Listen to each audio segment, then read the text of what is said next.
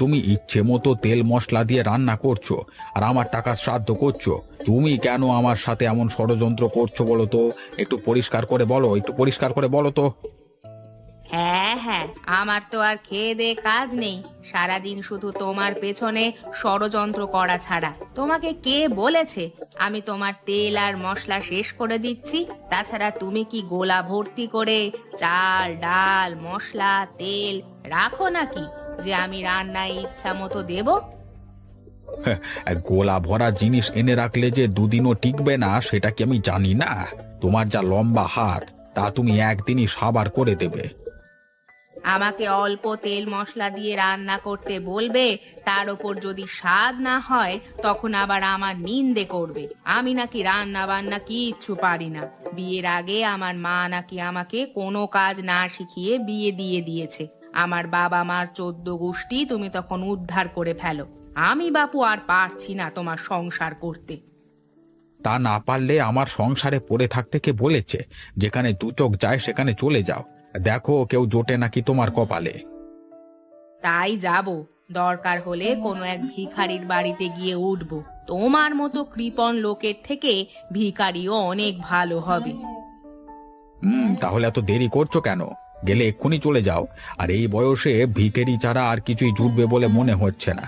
আচ্ছা, আমি এখন বাড়ি গেলাম। 3 বাড়ি পার হয়ে চলে তো গেছিলাম, কিন্তু তোমার রান্নার ঘ্রাণ পেয়ে আবার আমাকে ছুটে আসতে হলো। ডালে বাগার দিতে গিয়ে রসুন দিয়েছি, রসুনের ঘ্রাণ পেয়েই ছুটে আসলে। কি যে একটা অবস্থা! শুধু রসুন নয়, তুমি তেলও অনেক বেশি দিয়েছো। ওই যে আমি তো দেখতে পাচ্ছি ডালের উপর কেমন তেল ভাসছে। তেল মনে হচ্ছে ওপরে ভাসছে, ওটা তেল নয়, রসুনের জন্যই এমনটা দেখা যাচ্ছে। আর তাহলে তোমাকে কে বলেছে রসুন দিতে? আর রসুন ছাড়াই ডালের বাগার দিতে? আচ্ছা বাবা, আমার খুব ভুল হয়ে গেছে। এরপরে ডালে আর কোনোদিন বাগার দেব না। বাগার ছাড়াই ডাল রান্না করে দেব। খেলে খাবে আর না হলে না খাবে। হ্যাঁ হ্যাঁ, সেটাই করো। সেটা করলেই আমি অনেক খুশি হব আর বেঁচে যাব। ঠিক আছে, আমি এখন যাচ্ছি।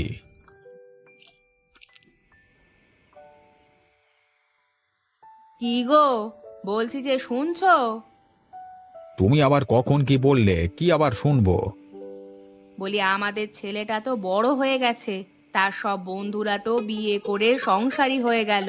আমাদের ছেলেকে নিয়ে কি কিছু ভেবেছো? মানে বলছিলাম যে ওর বিয়ে শাদী নিয়ে কতদূর চিন্তা ভাবনা করলে তুমি? কিসের আবার বিয়ে শাদী? খালি বয়স হলেই বিয়ে করতে হবে, এটা কোনো কথা নাকি? হ্যাঁ, খাচ্ছে তো বাপের ঘাড়ে বসে বসে, এর মধ্যে আবার বিয়ের কথা আসলো কেন? ওর বন্ধুরা বিয়ে করেছে কারণ ওই ছেলে পুলেরা কামায় রোজগার করে। আর তোমার ছেলেকেও তুমি কোনো কাজ বাজ করতে বলছো না, তারপরে বিয়ে শাদীর কথা আমার কাছে বলতে এসেছো? তা তো বলেছি, সে তো কিচ্ছু করতে চায় না। তাই আমি বলি কি, ওকে একটা বিয়ে করিয়ে দাও। ঘরে বউ এলে দেখবে ঠিক মতো কাজও করবে, তখন আর এত বাহানাও করবে না। সব কিছুই তোমার চিন্তা মাফিক হয়ে যাবে এমনটা ভাবছো কেন? এমনটা তো নাও হতে পারে। আরে এখন আমার ঘাড়ে বসে একজন খাচ্ছে, বিয়ে করে এনে তখন দেখবো দুজন মিলে খাচ্ছে। আমি তো বাবা এতটা পয়সাওয়ালা লোক না। আমার পয়সার দাম আছে, আমি শুধু শুধু দুজন মানুষকে বসিয়ে বসিয়ে খাওয়াতে পারবো না, এই বলে দিলাম। তা বলি, তোমার এই সব টাকা পয়সা কি তুমি মরার সময় কবরে নিয়ে যাবে নাকি? তোমার যা কিছু আছে সবই তো তোমার ছেলে পাবে। তাহলে এসব বাজে কথা আজ কেন বলছো তুমি? বাহ বাহ বাহ বাহ! তোমার তো দেখছি খুব উন্নতি হয়ে গেছে।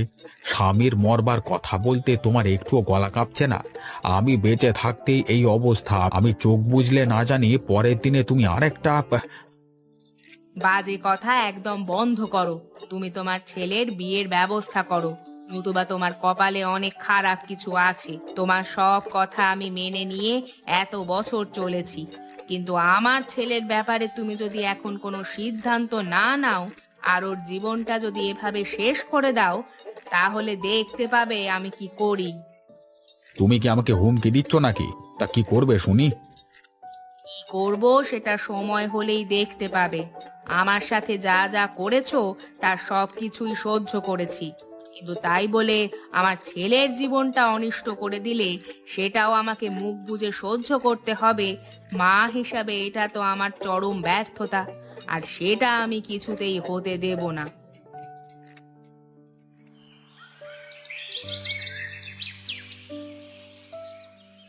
তা মেয়েকে যে দেখতে যাচ্ছ, যখন জিজ্ঞাসা করবে তোমার ছেলে কি কাজ করে, তখন কি বলবে শুনি? কি আর বলবো, বলবো যে তার বাপের তো জমিদারি আছে, তা আপনার মেয়েকে নিয়ে সারা জীবন বসিয়ে বসিয়ে খাওয়াতে পারবো। আমার ছেলের কোনো কাজ না করলেও চলবে। আর মজা নিচ্ছ নাও। সবার সামনে গিয়ে যখন তোমার এই সুন্দর নাকটা কাটা যাবে তোমার ছেলের কারণে, তখন দেখবো তুমি কি করতে পারো। ছেলের জন্য মায়ের যদি নাক কাটা যায়, সেটা তো আর অগ্রাহ্য করা যাবে না, মেনে নিতে হবে। আমিও মেনে নেব। আর তোমাকেও বলে দিচ্ছি, বসে বসে এই সব আজে বাজে চিন্তা না করে ছেলের জন্য ভালো কিছু চিন্তা করো, তাহলে তোমার ছেলের মঙ্গল হবে। কিরে, তুই কি শুনতে পাচ্ছিস? কানে কি কথা যাচ্ছে? তোর জন্য যে এখন আমাদের মাথা নিচু করতে হবে বাইরের লোকেদের কাছে, সেটা কি ছেলে হয়ে তোর দেখতে খুব ভালো লাগবে বুঝি? কাজ বাজ করতে ভালো লাগে না, কিন্তু ছেলে হয়ে বাবা মায়ের অসম্মান করতে খুব ভালো লাগে, তাই না? বাবা, এভাবে বলছো কেন? এতদিন কোনো কাজ বাজ করিনি দেখে সারা জীবনে কোনোদিন করব না এমনটা তো নয়। তাছাড়া মেয়ে যদি আমাকে পছন্দ করে তাহলে এই বিয়েটা হবে, না হলে তো হবে না। আর আমরা তো কোনো কিছু গোপন করে বিয়ে করতে যাচ্ছি না। যা সত্যি তাই বলবো, বাদ বাকিটা ওদের চিন্তা। আমার মনে হয় এখন তুমি এসব চিন্তা না করে একটু শান্ত হও। আমাকে এসব উপদেশ না দিয়ে যদি নিজের জীবনটা এতদিনে গুছিয়ে ফেলতে পারতিস, তাহলে তোর বাবা হিসেবে পরিচয় দিতে আমারও গর্ববোধ হতো। যাই হোক, দেখি গিয়ে কি হয়।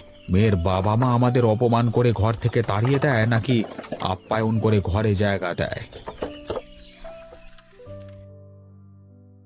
তো সব কিছুই তো শুনলেন, এখন বলুন আপনারা আমাদের মেয়েকে আমাদের ছেলের সাথে বিয়ে দেবেন কিনা?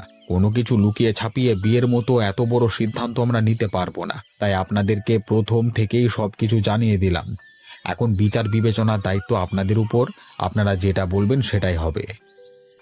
ছেলে তো কোনো কাজ করে না সেটা তো শুনলাম, কিন্তু সে তো বলেছে কিছুদিনের মধ্যেই একটা কাজ শুরু করবে। তাছাড়া আপনাদের পরিবার সম্পর্কে, বংশ সম্পর্কে আমরা তো খোঁজ নিয়েছি, এতে করে তো আপত্তি করবার কিছু নেই। বিষয়টা তো ওপরওয়ালা প্রদত্ত একটা সম্পর্ক, যার সাথে যার জোর লেখা আছে তার সাথেই তো তার বিয়ে হবে। আমাদের দিক থেকে এ বিয়েতে কোনো আপত্তি নেই, আপনারা আগাতে পারেন। আপনাদেরকে অনেক ধন্যবাদ। আমার মনে হচ্ছে আমার ওপর থেকে একটা পাথর সরে গেল। বিশ্বাস করেন, আমি আমার পুরোটা দিয়ে আপনার মেয়েকে আগলে রাখবো। তার কোনো অযত্ন অবহেলা আমি বেঁচে থাকতে হতে দেব না। আমার তো একটি মাত্র ছেলে, আপনার মেয়েকে পেয়ে গেলে আমার একটা মেয়েও হয়ে যাবে। সে সারা জীবন আমার কাছে আমার বৌমা নয়, আমার মেয়ে হয়ে থাকবে। তাহলে তো হয়ে গেল। সবকিছু ঠিকঠাক থাকলে আগামী মাসে আমরা একটা শুভ দিন দেখে বিয়েটা সেরে ফেলতে চাই। কি বলেন আপনারা? ঠিক আছে, তাহলে আমরা বাড়িতে গিয়ে আমাদের নিজেদের মধ্যে একটু কথা বলে নিই। তাছাড়া আমাদের কিছু আত্মীয় স্বজন এই মুহূর্তে দেশের বাইরে আছে, তারা কবে নাগাদ ফিরবে একটু খোঁজ খবর করে নিই। আর আমরাও চাই না বিয়েটা দেরি করে হোক, সবকিছু আপনাদেরকে তাড়াতাড়ি আমরা জানিয়ে দেব। আজকে তাহলে আসি, হ্যাঁ? আমার বিয়ের বাড়িটা তো আমার থেকে অনেকটা দূরে হয়ে গেল, এখনো রওনা না হলে তো নিজেদের ঘরে ফিরতে মেলা রাত হয়ে যাবে। কি বলেন বিআই মশাই? দাদু দাদু, আমি মিষ্টি খাবো, আমাকে মিষ্টি কিনে দাও। ও দাদু, আমাকে মিষ্টি কিনে দাও। আহা দাদু ভাই, আর মিষ্টি তো বাজারে পাওয়া যাবে, এখানে তোমার মিষ্টি পাওয়া যাবে না। আমি তো কিছুক্ষণ আগেই বাজার থেকে আসলাম। বাজারে যাবার আগে তুমি তো আমাকে বলে দিলে না, এখন বাজারে যেতে তো অনেক সময় লাগবে। ঠাম্মি ঠাম্মি, কার থেকে তুমি আমাকে পুপু জুতোটা এনে দাও তো, যেটা পায়ে দিলে পুপু আওয়াজ হয়। বাবা তো আমাকে কাল কিনে এনে দিয়েছে, ওটা নিয়ে আসো। দাও না, এক্ষুনি নিয়ে আসো না। আচ্ছা আচ্ছা দাদু ভাই, আনছি। দাদু দাদু, হাঁসগুলো খালি পায়ে আমাদের বাড়িতে চলে আসলো কেন? ওদের পায়ে জুতো কোথায়? জুতো না পরলে যে ওদের ময়লা লেগে যাবে পায়ে, এটা কি ওরা জানে না? তুমি ওদের জন্য এখনই জুতো কিনে আনো না দাদু, এক্ষুনি নিয়ে এসো। আরে দাদু ভাই, হাঁসেদের জুতো পরতে হয় না, ওরা সব সময় খালি পায়ে হাঁটতে পছন্দ করে, বুঝতে পেরেছো? না দাদু, ওরা পছন্দ করলেই তো হবে না, ওদেরকে তো শিখতে হবে যে খালি পায়ে হাঁটা একদম ঠিক না। তুমি ওদের জন্য ছোট ছোট জুতো কিনে নিয়ে এসে ওদের পরিয়ে শিখিয়ে দাও। এক্ষুনি নিয়ে এসো না দাদু।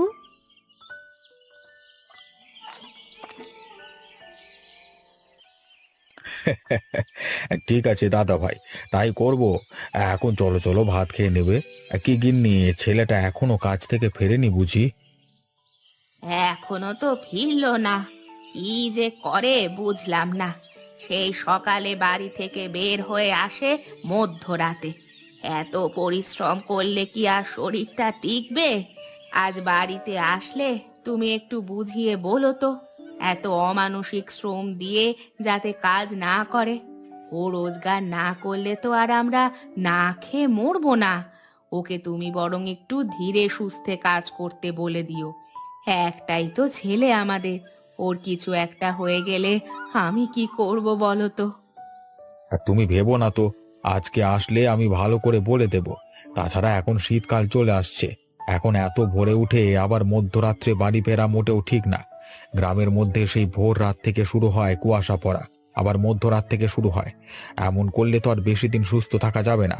এখন চলো চলো, বৌমাকে বলো খাবার পরিবেশন করতে। আমি হাত মুখ ধুয়ে আসছি, কেমন? ঠিক আছে। দাদু, আমরা আজকে বাজারে কি কিনতে যাচ্ছি সবাই মিলে? আমার তো খুব শীত করছে। কেন শীত করছে দাদা ভাই? তুমি তো কত সুন্দর একটা সোয়েটার পরেছো, মাথায় একটা টুপিও পরেছো, তাহলে কেন এত শীত করছে তোমার? ছেলে মানুষদের আবার শীত করে নাকি দাদু ভাই, বলো তো? বলো না গো দাদু, কি কিনবে আজকে? সেটা তো দাদু ভাই আমি জানি না, সেটা জানে তোমার বাবা। তোমার বাবাকে জিজ্ঞাসা করো। বাবা বাবা, তুমি কি কিনবে? আজকে কিনবো খাসির মাংস। সবাই মিলে এই শীতের মধ্যে খাসির মাংস খেতে খুব ভালো লাগবে। তুমি আগে কখনো খেয়েছো খাসির মাংস? আমি তো আগে কখনো খাইনি, এখন তো আমার সব দাঁত ওঠেনি বাবা, তাহলে আমি মাংস খাবো কিভাবে? দাদু ভাই তুমি একদম ঠিক কথা বলেছো। তুমি কিভাবে খাবে?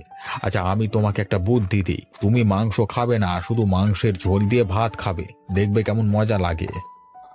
আচ্ছা দাদু, তাহলে আমি শুধু মাংসের ঝোল দিয়ে ভাত খাবো, আর বড় হলে দেখবে আমি কত মাংস খেয়ে ফেলি। ঠিক আছে দাদু ভাই, আগে তো বড় হও, তারপরে তো দেখা যাবে। দাদু ভাই, তোমার জন্য খাসির মাংসের ঝোলে আমি একদম ঝাল দিইনি। এখন বলো তো কেমন লাগছে? মজা হয়েছে তো? অনেক মজা হয়েছে ঠাম্মি, তুমি তো ঝাল দাওনি তাই বেশি মজা লাগছে। এখন তো আমি মাংস খেতে পারছি না, আমার সবগুলো দাঁত উঠে গেলে দেখবে সব মাংস আমি কেমন একা একা করে খাই। হ্যাঁ দাদু ভাই, সেজন্যই তো আমরা চাই তুমি তাড়াতাড়ি বড় হয়ে যাও। এর জন্য তোমাকে এখন থেকেই বেশি বেশি খেতে হবে, কেমন? জানি তো।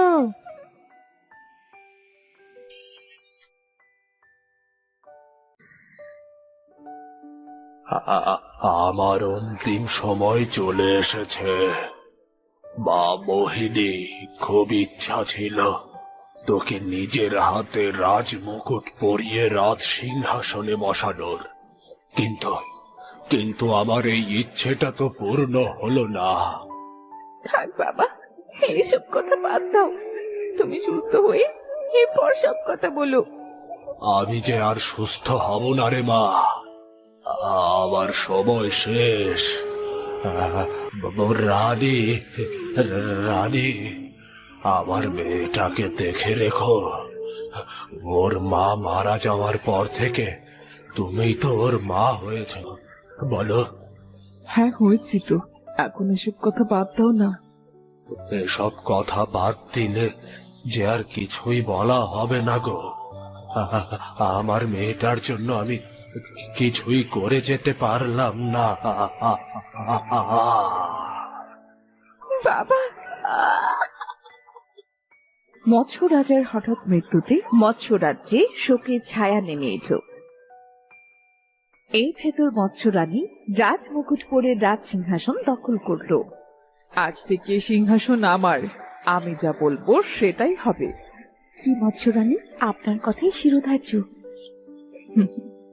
যাও, এখন মৎস্য কন্যাকে রাজসভায় ডেকে আনো। জলদি ফিরবে, আমার রাজসভার বাইরে একটু কাজ আছে, সেখানে যেতে হবে।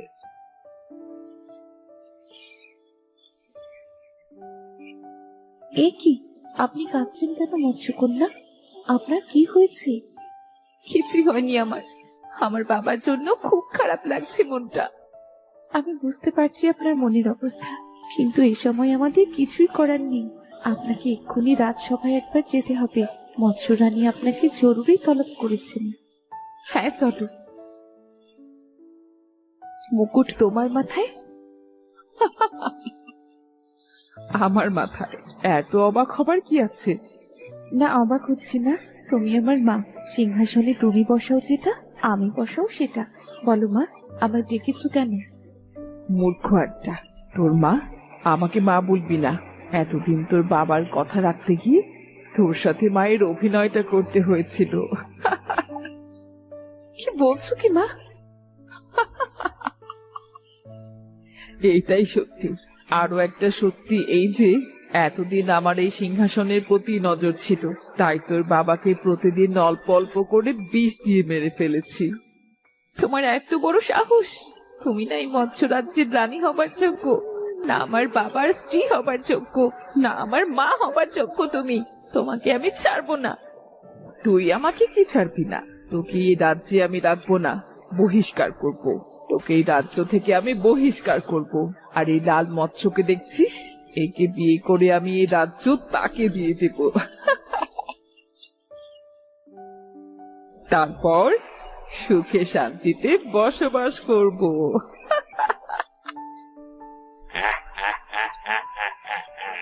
যাও মা, এই রাজ্য থেকে বিদায় হও, না হলে কিন্তু তোমারও প্রাণের ঝুঁকি আছে বলে দিলাম। আমি ভালো বলেই বললাম, অন্য কেউ হলে তোমার বাবার মতোই অবস্থা করতো। হ্যাঁ হ্যাঁ হ্যাঁ। না বাবা, বাবা দেখো, তোমার অনুপস্থিতিতে হীরা আমার সাথে কি করছে। এই, তোরা কে কোথায় আছিস? এই আবর্জনাটাকে দূরে কোথাও ফেলে আয়।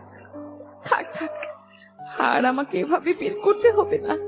এই রাজ্য থেকে আমি নিজেই চলে যাচ্ছি। পাগল ভেবেছিস আমাকে? তোকে এভাবে যেতে দেব? তোকে মেরে ওই দূরে কোথাও ফেলে আসবো। লাল মৎস্য, এখন ওইভাবে বসে আছো কেন? দেখাও তোমার কেরামতি। ভালো হবে না, তোমাদের কারো ভালো হবে না। একদিন না একদিন তোমরা এই শাস্তি নিশ্চয়ই পাবে। ক্রিং ক্রিং ছো।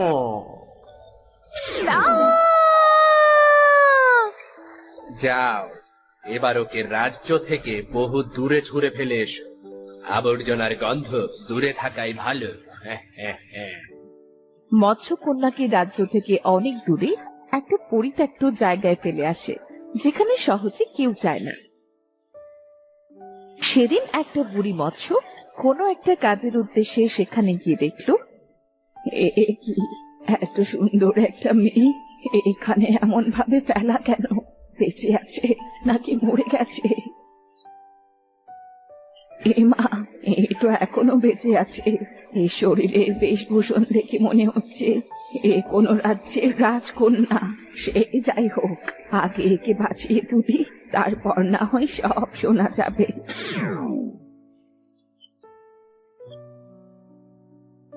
এর আগে একটু জড়িবুটি রস করে খাইয়ে দেখি, ওর জ্ঞান ফিরে কিনা।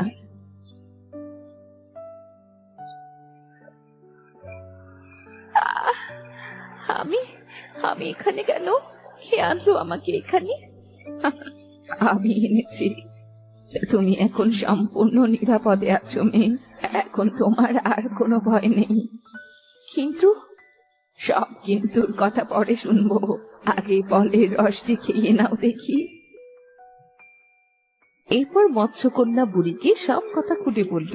সব শুনে বুড়ি বলল, এখন থেকে আর কোনো ভয় নেই মেয়ে। তুমি এখন থেকে আমার কাছেই থাকবে, করবে ফিরবে, আনন্দ করে বেড়াবে। তোমার মতো আমারও একটা মেয়ে আছে, এক্ষুনি চলে আসবে। মা, ওমা, আমাকে এবার খেতে দাও তো, আমার যে খুব খেতে পেয়েছে। ওমা, এ আবার কি? এটা তোর আরেকটা বোন বিপদে পড়ে আমার এখানে এসেছে। বিপদ? ও তাই বলো, আজ থেকে তোমার কোনো চিন্তা নেই। আজ থেকে আমরা দু বোন। মায়ের মতো দেখছি তুমিও খুব ভালো। আমার ভাগ্য খুবই ভালো যে আমার এই দুঃসময়ে এমন একটা পরিবার পেয়েছি। দিন যতই যেতে থাকে, মায়া মৎস্য ও মৎস্যকন্যা একসাথে বিভিন্ন জায়গায় মনের আনন্দে ঘুরে বেড়ায়। একদিন মৎস্যকন্যা মায়াকে বলল, মায়া, আমার জলের নিচে আর ভালো লাগছে না, চলো না মায়া, আজ একটু উপরের দিকে যাই। না না, উপরে গেলে মানুষ তো আমাকে দেখে ফেলবে। মানুষ যদি আমাদের দেখে ফেলে তাহলে তো সর্বনাশ হয়ে যাবে। কিচ্ছু হবে না, চলো না মায়া। আচ্ছা বলছিস যখন, চল, তোকে পৃথিবীটা দেখিয়ে আনি। তারা জলের উপর উঠে এসে দেখলো চারদিকে খুব সুন্দর পরিবেশ। আশপাশে কেউ নেই। নদীর উপর বড় একটা মাঠ, চারিদিকে সুন্দর গাছগাছালি। গাছের নিচে বসে একটা রাখাল আপন মনে বাঁশি সুর তুলে চলেছে। কিরে, তোর আবার কি হলো? তাড়াতাড়ি চল এখান থেকে, সবকিছুই তো দেখলি। তারা না আর একটু, এই বাঁশির সুর শুনি। আমার যে খুব ভালো লাগছে এই বাঁশির সুর। এই একটু না, মা শুনতে পেলে খুব রাগ করবে। চল আজ। সেদিনকার মতো তারা সেখান থেকে চলে যায়। এইভাবে রোজ রোজ মৎস্যকন্যা নদীর উপর এসে লুকিয়ে লুকিয়ে রাখালের মন মাতানো বাঁশির সুর শুনে। এমনই একদিন রোজ রোজ এই মেয়েটা এখানে এসে লুকিয়ে আমার বাঁশি বাজানো শোনে। কে এই মেয়ে? দাঁড়াও দাঁড়াও, ভয় পেও না, যেও না। কে তুমি? পরিচয় দিয়ে যাও। আমি আমার পরিচয় জানার পর কি তুমি আর কখনো এখানে বাঁশি বাজাতে আসবে না? না না, অবশ্যই আসবো, তবে তুমি আমাকে সত্যিটা বলবে। আমি মৎস্যকন্যা। আসলে এই নদীর উপর আমি একদিন ঘুরতে এসে তোমার ওই মায়াবী বাঁশির সুর শুনে আটকা পড়েছি, তাই রোজ লুকিয়ে লুকিয়ে তোমার বাঁশির সুর শুনতে আসি। আমিও রোজ তোমাকে দেখি লুকিয়ে, এক চোখ খুলে। তাহলে তো তুমিও আমার মতন সমান দোষী।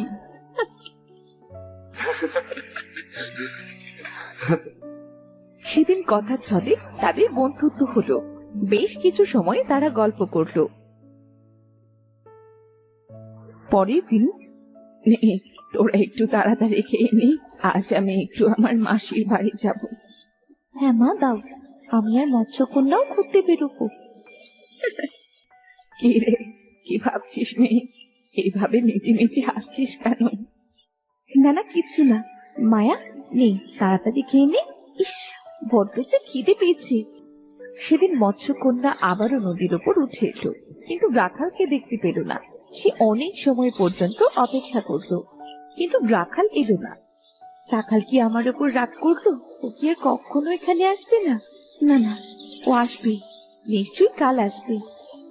এভাবে 2-3 দিন ধরে মৎস্যকন্যা রাখালের অপেক্ষা করলো, কিন্তু রাখাল ফিরে এলো না। এদিকে চিন্তায় না খেয়ে খেয়ে মৎস্যকন্যা অনেক ভেঙে পড়লো। তোর কি হয়েছে মা, বলবি আমাকে? খাওয়া দাওয়া তো সব ছেড়ে দিয়েছিস, তুই কি তোর রাজ্য নিয়ে চিন্তিত? না না মা, আমি রাজ্য নিয়ে কখনো ভাবি না। কিন্তু কিন্তু কি, খুলে বল তো মা। আমি পৃথিবীতে যেতে চাই মা।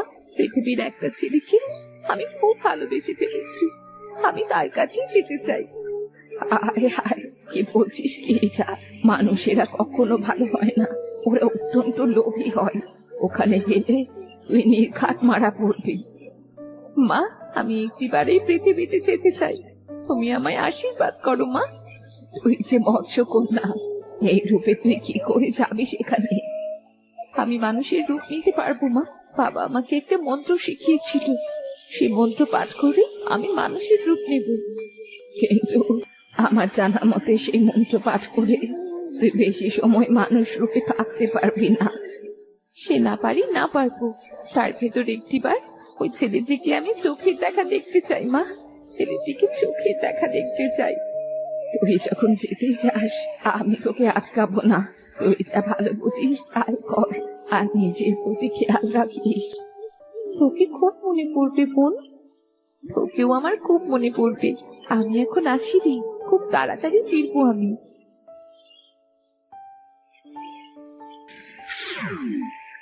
এই তো আমি মানুষ হতে পেরেছি।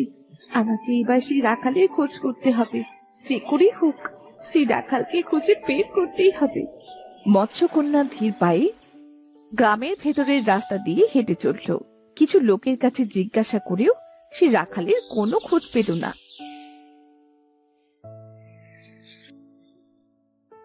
তবে কি তার আর কোনো খোঁজ পাবো না? আমিও এমন শরীরে আর বেশি সময় থাকতে পারবো না। আমায় যে এক্ষুনি মৎস্য রূপে ফিরে আসতে হবে। আমার হয়েছে জব্দ জ্বালা। হতচ্ছাড়াটা জ্বরের অজুহাত দিয়ে আজ 3-4 দিন ধরে মাঠে যাওয়াই বন্ধ করে দিয়েছে। এতগুলো গরু ছাগলকে আমি কি করে খেতে দেব? কটা দিন আমাকে আত্মগোপন করে এই পুকুরেই থাকতে হবে। আরে আরে, আমি কি দেখছি? পুকুরের মধ্যে মৎস্যকন্যা! মা গো মা! একদম না, একদম পুকুরে ডুব দেবে না। তোমাকে আমি দেখে ফেলেছি, তুমি মৎস্যকন্যা। দয়া করে আমার পরিচয় কাউকে বলে দিও না। তুমি যা বলবে আমি তাই করব। তাহলে তো আমার টাকা পয়সা সোনা দানা চাই, অনেক অনেক চাই। কি গো, কথা বলো, দয়া করে আমাকে কোনো বিপদে ফেলো না। আচ্ছা, তোমাকে বিপদে ফেলবো না, আগে আমাকে অনেক ধনী করে দাও, না হলে গ্রামের মানুষের কাছে তোমার কথা বলে দেব। তারা তোমাকে অনেক টাকায় শহরে বিক্রি করে দেবে। তারপর ওই যে মৎস্যকন্যাদের নিয়ে কি করে না, কেটে কেটে টুকরো টুকরো করে। না না, তুমি কাউকে কিচ্ছু বলো না। আমি তোমাকে অনেক বড় লোক করে দেব, অনেক। এরপর মৎস্যকন্যা তার জাদু শক্তি দ্বারা রমাকে এক কলস সোনার মোহর দিল। আশা করি তুমি অনেক ধনী হয়ে যাবে। হব কিনা তা তো বলতে পারছি না, তবে খুব শীঘ্রই আবার ফিরে আসবো। তোমাকে দিয়ে কোনো বিশ্বাস নেই, যদি এই পুকুর থেকে পালিয়ে যাও। আমি চাইলেও 3 দিনের ভেতর এই পুকুর থেকে যেতে পারবো না। 3 দিন পর আবার আমি মানুষের রূপ নিতে পারবো। ঠিক আছে, এই 3 দিন রোজ তোমার সাথে দেখা হবে। আজ আসি তবে। রাখাল নামে সেই ছেলেটি গাছের আড়াল থেকে সব দেখছিল। তার মা চলে যাবার পর সে মৎস্যকন্যার কাছে এলো। মৎস্যকন্যা, তুমি তুমি এই পুকুরে কি করছো? রাখাল, রাখাল তুমি? আমি তো তোমার খোঁজে এসেছি, কিন্তু এখানে এসে আমি বিপদে পড়েছি। জানি, আমি সব দেখেছি। আর উনি আমার মা, আমার সৎ মা। কি লোভী মহিলা! ও যে আমাকে বিপদে ফেলবে। রাখাল, না না, তোমার কিচ্ছু হবে না। আমি তোমাকে কিচ্ছুই হতে দেব না। এই কদিন তোমার কি হয়েছিল? তুমি কেন যাওনি নদীর ধারে? আমার যে খুব জ্বর এসেছিল, তাই তো আমি যেতে পারিনি।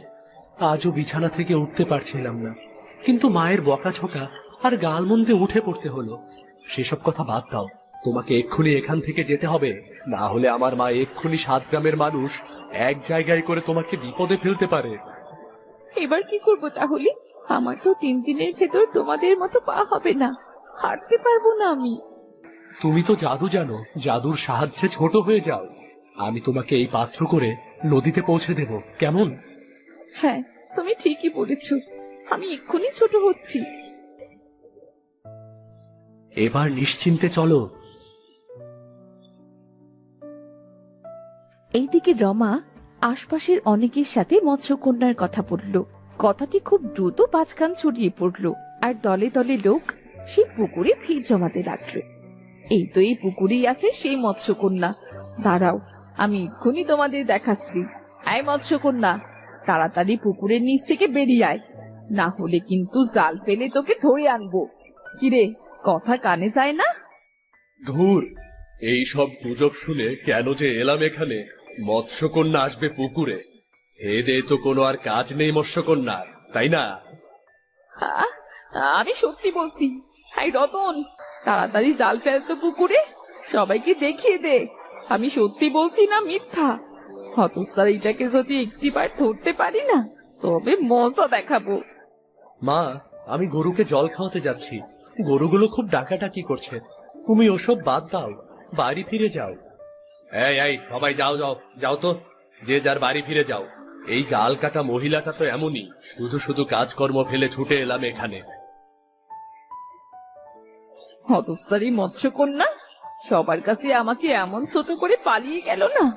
ওকে এভাবে হাতছাড়া করা আমার একদম উচিত হয়নি। ভাগ্যিস তুমি সময় মতো এসে পড়েছিলে, না হলে আমার যে আজ কি হতো। কি আর হতো, গ্রামের সবাইকে সাহায্য করতে করতে তোমার জাদু একসময় ফুটো বেলুনের মতো ফুস হয়ে যেত।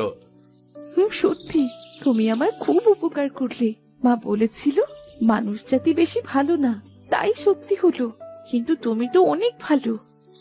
আমাকে দিয়েও বিশ্বাস নেই? ওই যে তোমার নদীতে চলে এসেছি, এবার যাও। রাখাল, তোমাকে তো একটি কথা বলাই হয়নি। আজ যদি না বলি তবে হয়তো বা কথাটি বলাই হবে না। কি কথা বলো? এই কদিনে আমি তোমায় খুব ভালোবেসে ফেলেছি রাখাল। তুমি কি আমার সাথে আমার রাজ্যে যাবে? দুজনে মিলে না হয় নিজেদের মতো জীবনটা শুরু করব।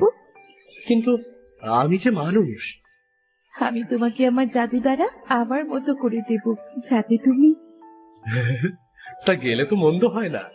এমনিতেও এখানে আমার আপন বলতে কেউ নেই। আমারও আপন বলতে কেউ নেই, তবে আজ থেকে অতি আপন বলতে কাউকে পেলাম। আজ যে আমার অনেক আনন্দের দিন, অনেক আনন্দের দিন।